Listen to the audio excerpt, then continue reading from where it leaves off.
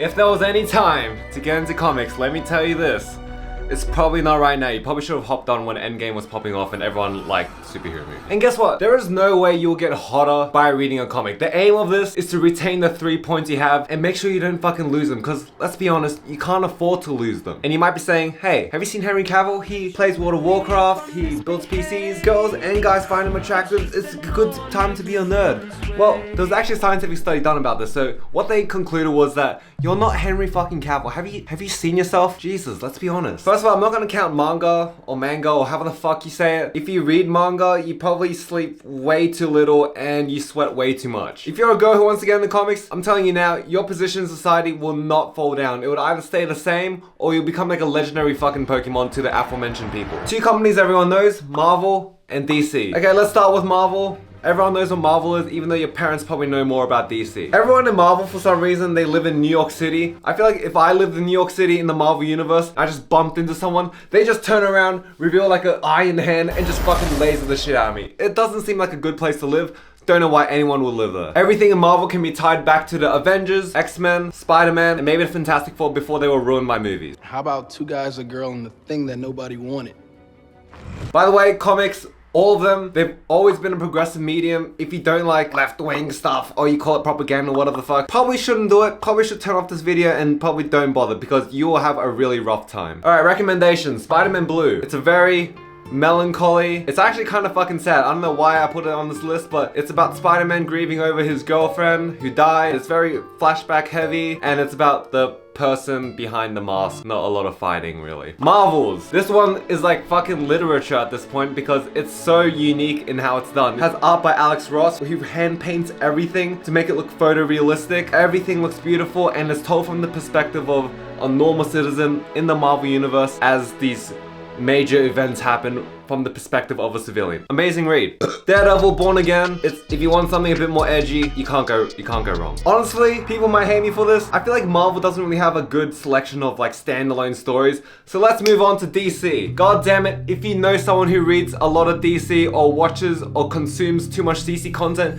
you fucking know that they think that Batman can beat anyone in any fictional universe with 24 hours prep time. Someone get these people a stick of deodorant for their birthday. Let me paint it like this. If Marvel is like people going into superhero costumes, DC is more like timeless ideas stuffed into a human rag, stuffed into a costume. Another reason to pay attention to DC, every Halloween, everyone dresses up as DC characters, not Marvel characters. Who the fuck's dressing up as Hawkeye? They're dressing up as Harley Quinn or Joker or fucking the easy Superman costume with like the office shirt with like a Superman shirt underneath. Who's dressing up as fucking Vision? God damn it. If you do that, you'll be cancelled. I promise you, in 20 years, you'll be cancelled. So if you want some of that female or opposite sex or other gender attention that you never got during your childhood, stick to DC. Alright, recommendations. First, I have Superman for all seasons. God damn it, Superman, the Boy Scout bitch! Fuck you, but hear me out. This is a story told in 4 parts, all by different people, and none of them is told by Superman himself. They're all describing their encounters and their relationships with Superman, like his dad, Lois Lane, Lex Luthor, I think. And it's very interesting because they describe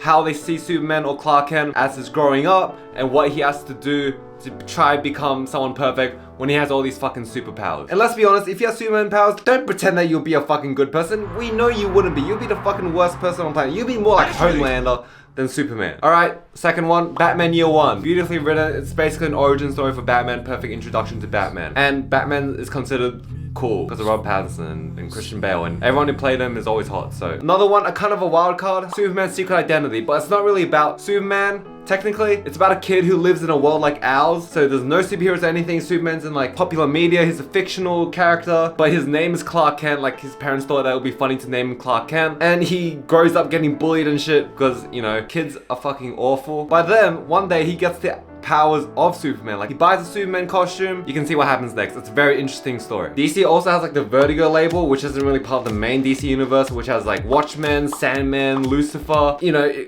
it's pretty much for like actual critics and like fancy ass readers who like want to say they've read a comic but they want like the Wagyu meat of comics. If you read these comic books without reading anything else, your Goodreads is probably way too active and you should probably chill the fuck out and fucking make a smoothie or something and fucking relax. Alright, last big one, Image Comics. Now, if you're not into comics at all, you probably never heard of the company, but I promise you will know the stories that they tell. If you're not into superheroes or you hate superheroes or you're sick of them, which is completely fine. This company utterly shits on everything else. They're super respected in the industry. They made the original comic series, The Walking Dead. It's harrowing, it's addicting, it's very superbly written, but you might want to hold off on this. This is kind of like if you're on a train and you see someone reading the Game of Thrones book, you're kind of like, ugh, that's kind of just reminds you of like all the memories, whether good or bad. Mainly bad because it left a sour taste in your mouth, so maybe just hold off on that one for a second. But the same guy who made The Walking Dead, he also made Invincible, and Amazon made a fucking show. Do you know how much fucking money they invested? Have you seen the cast? There's a reason why so many actors sign on to be in the cast for this show. It's like the perfect superhero comic. It has a beginning, middle, and end. That's all you need. Saga, this is everything. It's fantasy, it's sci-fi, it's fucking weird as hell. There's nudity, there's violence, it's about family, it's about rage, it's about politics.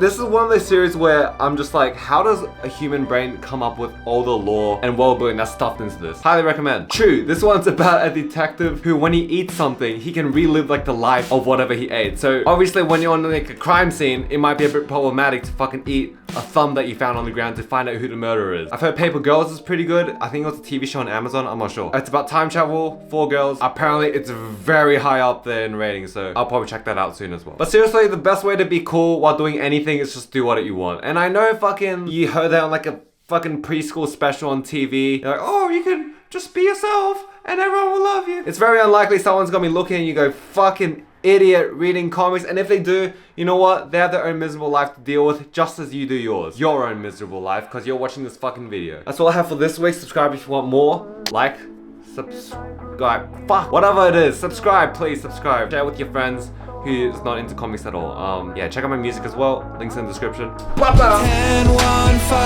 in the open night. I can't help that I feel so lonely. How many times do I have to die when I lie trying to heal the